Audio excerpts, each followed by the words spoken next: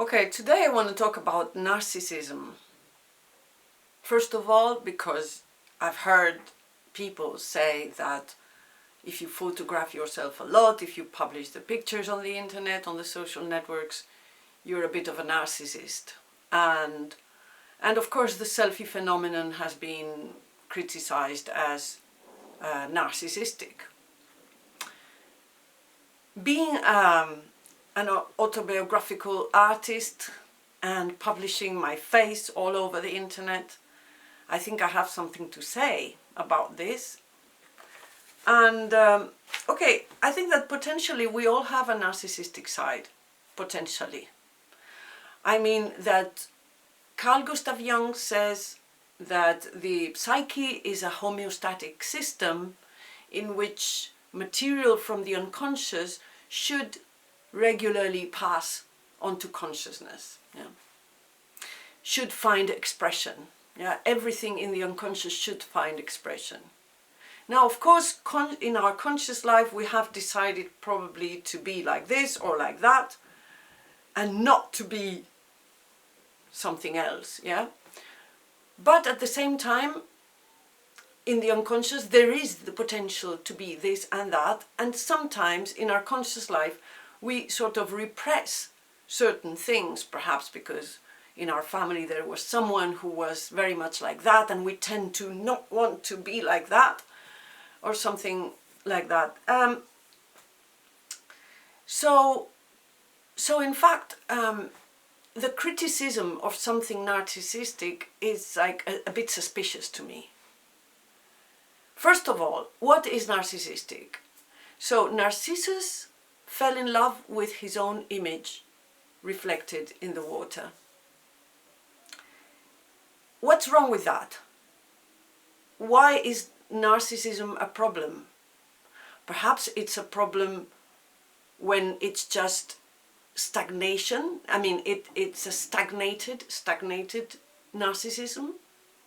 Because, in fact, I mean, we all have the potential to be narcissistic, and the thing is that Narcissus fell in love with his own image. So what's wrong about falling in love with ourselves?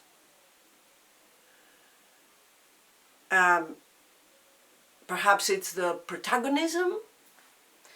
The thing is that, well, isn't it good to fall in love with yourself? To love yourself? Can you even love someone else if you don't love yourself? So why is this a problem? So the thing is that some people choose narcissism as a way to avoid the ugly bits or the shit, the vulnerability. They don't want to see it, and therefore they boost their narcissism because they don't want to see the rest. They want to escape from the bad bits, the ugly bits, They don't accept it, so therefore, if they escape from that, they have to maintain that boosting up their ego with narcissism, and that's what I call stagnation, stagnated narcissism, because it doesn't evolve, it doesn't evolve. I know there's a lot of people who might think that I am narcissistic, that I am self-centered, that I'm selfish or whatever, because I talk about myself. I put myself on the first, as a protagonist, and I talk about myself constantly. But the thing is that I am a mirror for others, and otherwise my workshops will be empty. And I am a mirror for others, and therefore, if I'm a mirror for others, and other people say that they see themselves in my work, or in my words, or in my videos, or in my photographs, it is possible as well that those people who reject this, or who tell me, oh, why do you always express those emotions? Why don't you express the joy and everything?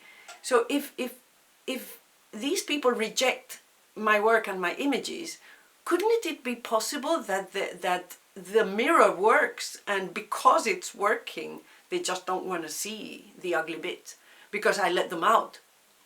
So narcissism, I mean, I think that narcissism can be a first step in order for you to first fall in love with yourself, and then look at yourself deep inside, like Osho says, in order to see the shit and the vulnerability, to go through that painful process, and therefore start accepting all parts of yourself, although acceptance is an ongoing process, it never ends.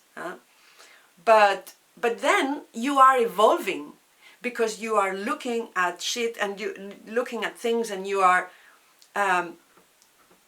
putting yourselves into challenges, and therefore you learn and you evolve. It's not stagnated, narcissism. So narcissism is just a first step in order to fall in love with yourself, provided that you don't avoid seeing all the rest. So yes, self-portrait is not, it is not narcissistic, only narcissistic. Okay, the selfie.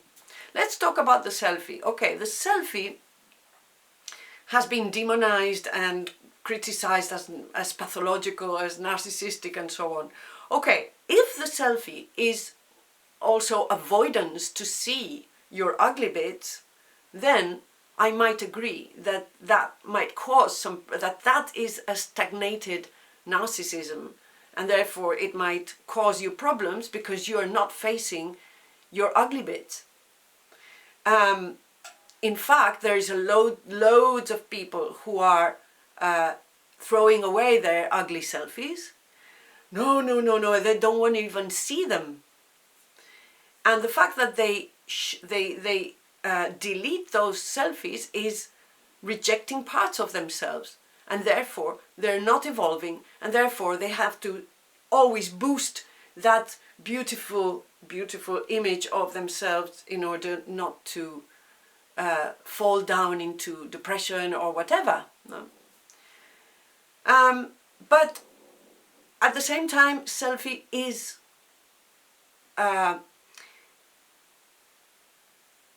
self-affirmation, is the affirmation of our own existence. And that's why everybody does it. Not everybody, but a lot of people do that. Why is this? Why do people with the selfie boom started taking selfies? Well, I'll give you my idea. I think that these are times in which we are lonelier than ever.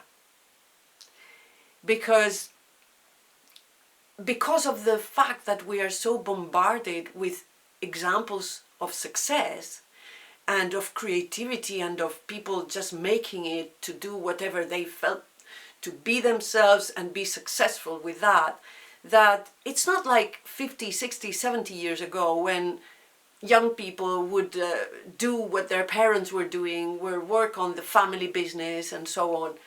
Now, you have to find your own way, you have to make your dreams come true, you have to find your mission in this world, your job, and you have to make it with it. So the pressure is really high, and at the same time nobody can ever tell you what you should be doing and what is your place in the world. It's only you who might know. And therefore the selfie, in a way, is sort of clinging to yourself and saying, I exist here and now, I was there, I exist. So this affirmation of the self in this time and place can give a certain empowerment. The problem is when you are going to deny all the rest of those parts that you don't accept, because the public wouldn't accept them. Now, the thing is that in SPEX, what we do is that we use photography, first of all, before even making it public or being a public image, we use photography to make a dialogue within ourselves, in order to express whatever needs to be expressed, in order to look at everything that that needed to be expressed, even though it might be shitty, it might be ugly. And then perhaps you will publish it or not. The thing is that what is not acceptable in the public image, you can accept it, or you can look at it in your internal image, in your inner dialogue, using photography. So the fact that people delete so many images of themselves is very worrying for me.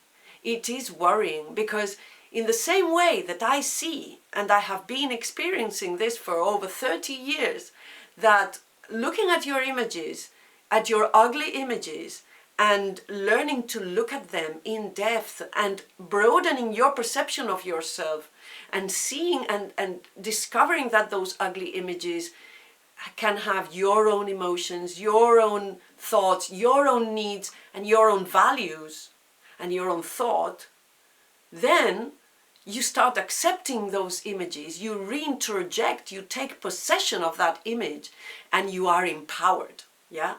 So if you deny that huge opportunity to empower yourself by confronting the ugly image and seeing something important in those images and therefore taking possession of that image, if you deny that opportunity, you're going to weaken yourself. You're going to be weaker, not stronger. It's not that you're going to stay as you were. You're going to be weaker. And Jacques Lacan says something very, very important. When he talks about the third phase of the mirror, he says that the child, when recognizing himself in the mirror for the first time, the tension that was there when he looked at this image of this other that he didn't recognize, the process between not recognizing and that tension of not recognizing that image, and the process towards the recognition of himself or herself in the mirror and saying that is me, that process is the basis for the construction of identity. So what happens if teenagers continue to delete and delete and delete the ugly images, denying the opportunity to work on the basis for the construction of their adult identity? This is an emergency. This is an identitarian emergency for young people, especially because they are building their adult identity. This is an emergency. What will happen with these youth who are not getting the opportunity to confront the tension of that ugly image and reintroject it and take possession of that ugly image, enriching their identity, empowering their identity? What will happen if they don't have this opportunity? This is why I work a lot with teenagers, but a lot with adults as well. Don't ever throw away, delete your ugly images. Send them to me. I'm the guardian of the unwanted selfies, if you want. And I can also help you how to accept, how to confront that image, how to accept that image, and how to empower yourself, and how to reintroject that image of the other. Empower yourself and empower your identity, because we do need this in these times of crisis. In these times of crisis, we do need to empower yourself internally, empower ourselves internally, because only empowering ourselves internally will we be able to stop craving for power, craving for money, craving for things. We will be happier, we will be more content inside. And therefore, don't delete your ugly selfies.